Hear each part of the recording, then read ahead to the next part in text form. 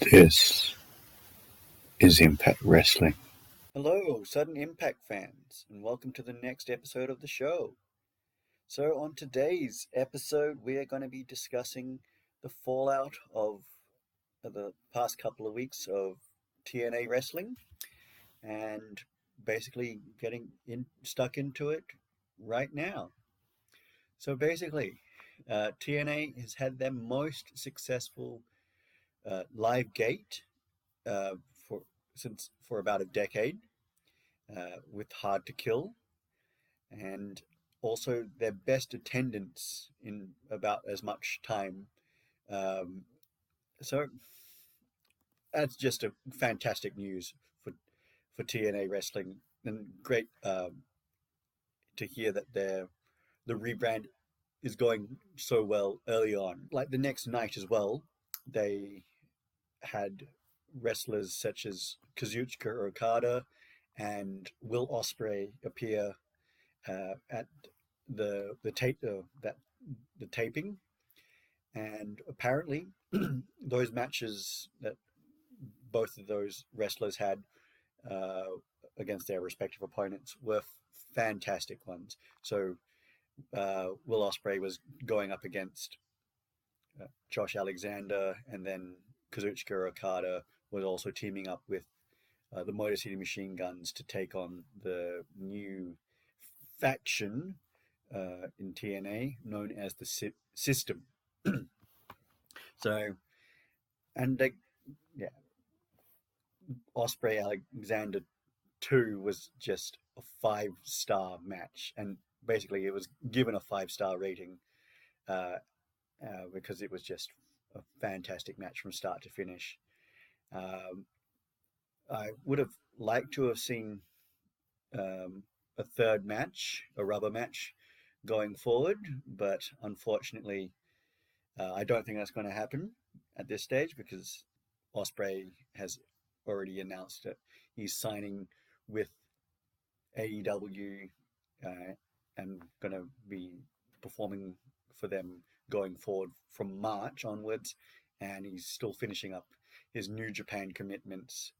So, um, so possibly we could get the third match, but it would need to be sometime very soon. And as far as Kazuchika Okada is going, he's also off contract, but also he seems to be heading towards signing for AEW, and yeah, basically going to to that promotion. Whereas a few names that I would like to see get signed, especially after the matches that they had at Hard to Kill. Uh, Grizzled Young Veterans or Grizzled Young Vets, Zach Gibson and James Drake, fantastic tag team. I don't think they have signed yet, but given that they're in a championship tag team championship feud with the ABC, hopefully that leads them down the pathway of actually signing on with TNA, as well as Hammerstone. If you saw his match against Josh Alexander at the Hard to Kill pay per view, it was just a great heavyweight bout uh, with great power moves from both uh, competitors, and yeah, it was just a fantastic match. It could have gone literally either way, uh, and yeah, I'm surprised that TNA hasn't already signed him. I'm not sure if he's still in talks with the company going forward, as in like trying as in trying to get signed uh, with TNA, or in talks with any other of the other companies.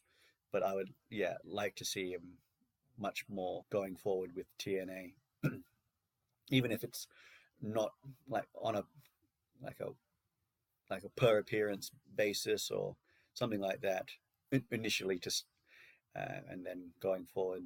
Uh, feature him as one of the like try and get him signed long term as well. Hard to Kill. There was, of course, the debut of Nick Nemeth, who's now currently embroiled in a feud with Steve Macklin, and I actually like that feud first up because rather than having uh, Nick Nemeth go straight after Moose's championship, um, give him time to just get familiar and work his way up the card into contention by going up against well, like Steve Macklin. Now, I I've given my thoughts and opinions on Macklin going in previous videos, um, and his world championship run being way too short. I'm not obviously TNA had their reasons for cutting his run short.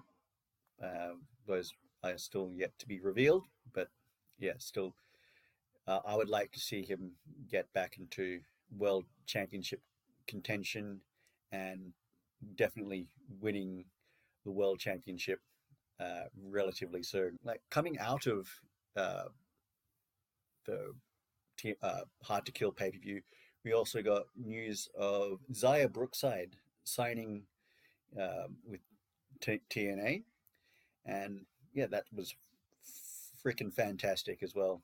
And yeah, I really like that TNA is giving more British wrestlers the opportunity to get signed to American companies and get their build up their brand and exposure in the US and North American markets because these British wrestlers are fantastic and uh, and it shows um, that they have real confidence in the British wrestling scene, especially uh, with the wrestlers that they've already signed going forward, like Joe Hendry. They've also signed uh, Trent Seven at the Final Resolution as well. Um, Unfortunately, Trent Seven was unable to make the Hard to Kill pay per view due to travel reasons because of the massive snowstorms, uh, which meant he couldn't make the flight out to Vegas that in time for the pay per view. But yeah, we was just rolled with the punches and yeah, I would like to see uh, Zaya work her way up the card and challenging Jordan Grace.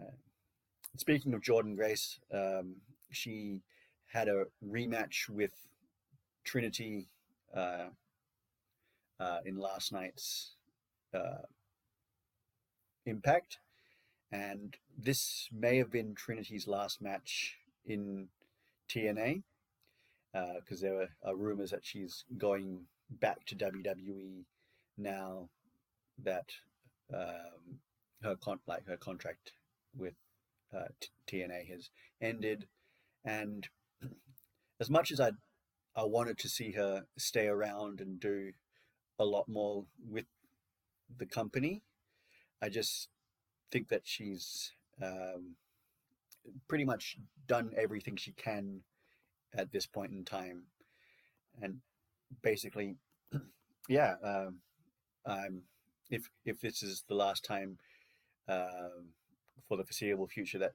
she has wrestled for TNA, then yeah, she's done. I feel that she's done enough to warrant uh, that good standing. And yeah, basically, I'm. And they also TNA also premiered or re-premiered their Cross the Line music intro and on last week's episode of Impact, and they're also bringing back Explosion. How great is that? They're bringing back Explosion, and details coming out is that it is would be available to TNA Plus subscribers uh, on Friday night, uh, and then available free on YouTube going forward, like the following Tuesday. Now, early word is that they'll be having 2 exclusive matches and an around the ring uh, interview segment with one of the wrestlers, uh, which is hosted by GM Miller. Now, I'm I think this is fantastic that TNA have brought back Explosion and having more than one exclusive match featured on it, because like in its previous form, it was used as a highlight show for the previous week's Impact, and I didn't like that because it just diluted uh, the the the show's capability, and the fact that it should be featuring having exclusive matches on it that uh, you don't that using wrestlers that aren't usually featured on Impact on Impact TV or that week, or just in general.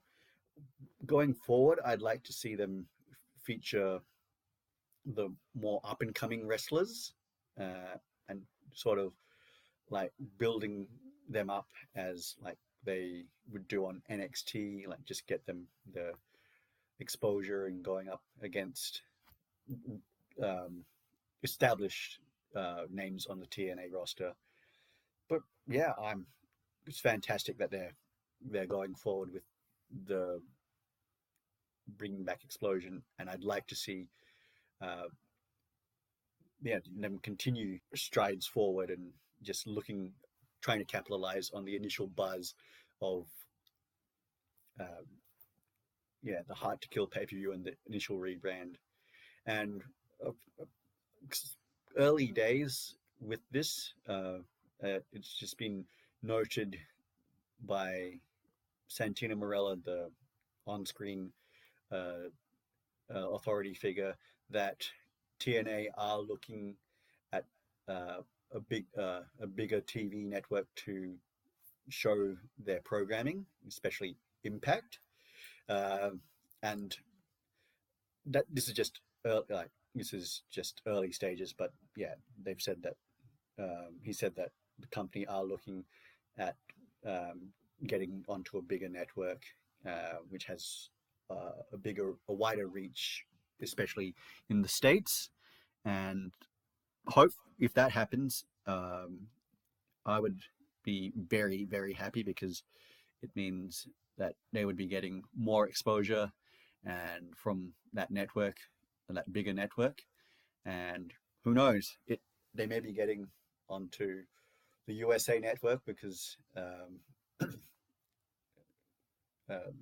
the WWE Raw is announced that it's going to be shown on Netflix from 2025. So USA Network might want to continue its association with professional wrestling and have Impact as one of their shows going forward. And who knows?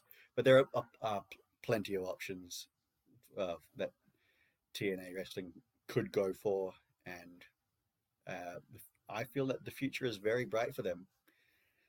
All right, guys, thanks so much again for watching this video. Hopefully, please remember to like, share, and subscribe to the Sudden Impact channel. Ring the bell for notifications and write your comments down below. And we'll catch you next time.